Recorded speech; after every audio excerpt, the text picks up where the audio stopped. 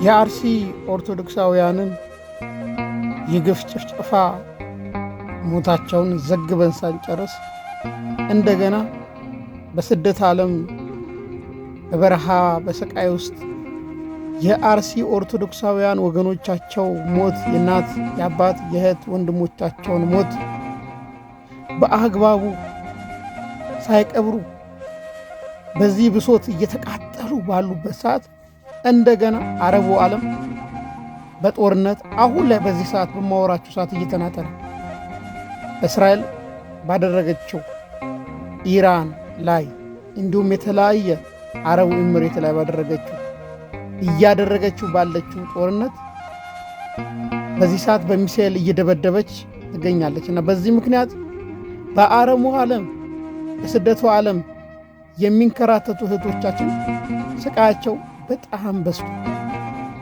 በጣም ፈርተዋል፣ በጣም ተጨንቀዋል።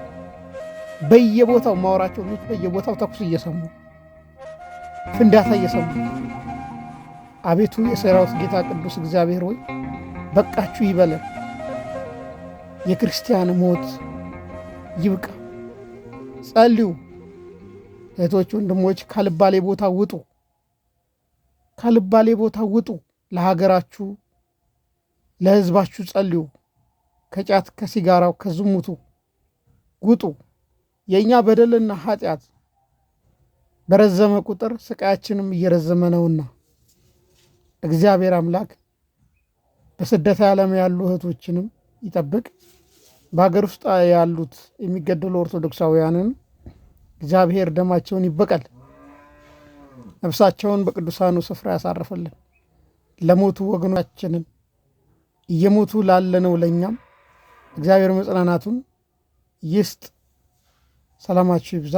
ይህን ቪዲዮ ሼር አድርጉት።